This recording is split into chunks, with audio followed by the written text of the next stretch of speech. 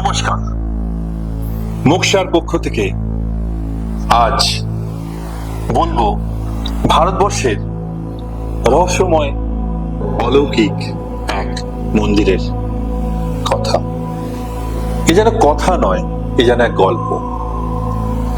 উত্তরপ্রদেশের কানপুরের বেহতা গ্রামে এক জগন্নাথ মন্দির আছে। মন্দিরে প্রতিষ্ঠাতা দেবদেবী হল জগন্নাথ, বলরাম এবং সুভদ্রা। কিন্তু এমন কি আছে যার জন্য এই মন্দিরটি আমরা আজকে এই এপিসোডে বলছি? এই মন্দিরটি পূর্বাভাস দিতে পারে আবহাওয়া। দিল্লির মৌসুম ভবন যেমন 7 দিন আগে বলতে পারে স্যাটেলাইটের মাধ্যমে, কিন্তু অবাক কাণ্ড এই মন্দিরটি বলতে পারে 7 দিন কেন, প্রায় 2 সপ্তাহ আগে যে বৃষ্টি হবে কি হবে না। যে বছর প্রচন্ড বৃষ্টি হয়, মন্দিরের সিলিং এ দেখা যায় মুষলধারে জলের স্রোত। কোনো পাইপলাইন নেই, তাহলে এই জল আসছে কোথা থেকে? এটা কিন্তু সত্যি আশ্চর্য বিষয়। আর যে বছর হালকা বৃষ্টি হয়, সে বছর সিলিং থেকে জলের প্রবাহ থাকে অনেক কম।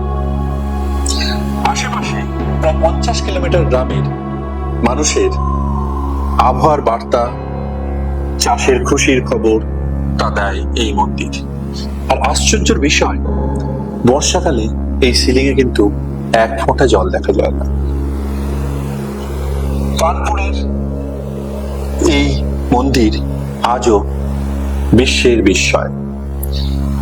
প্রত্নতত্ত্ব বিভাগ বহু অনুসন্ধান করেছে, গিয়ে দেখেছে এদের দেয়াল প্রায় 14 ফুট চওড়া।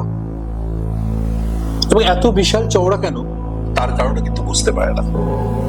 এইটুকু বুঝতে পারে যে বৃষ্টি সম্বন্ধে যে ধারণা এই মন্দিরটি প্রায় 2 সপ্তাহ আগে থেকে দেয়, তা প্রতিটি ব্যাপার অক্ষরে অক্ষরে মিলে যায়। প্রত্নতত্ত্ব বিভাগ দেখেছে এই মন্দিরটি রাজা হর্ষবর্ধনের সময় প্রায় 11শো শতাব্দে এই মন্দিরটি প্রতিষ্ঠা হয়েছিল, না তার আগেও। এখানে দেয়ালে পাওয়া গেছে বেশ কিছু ময়ূরের শিলালিপি। এটা বিশ্বাস করা হয় যে প্রচন্ড গ্রীষ্মে বৃষ্টিপাত শুরুর 7 দিন আগে মন্দিরের ছাদ থেকে জল পড়া শুরু হয়। মন্দিরের এই দৃশ্য দেখে কৃষকদের মুখে হাসি ফোটে। তারা বোঝে বর্ষা আসতে আর বেশি দেরি নেই। অসহ্য গরম থেকে মুক্তি পাওয়ার খবরে গরিব দুস্থদের আনন্দ করতে দেখা যায়। আর লক্ষণীয় বিষয় হলো যে এই মন্দিরের সিলিং এ বর্ষাকালে কিন্তু কোনো জলের ছিটে ফোঁটাও থাকে না।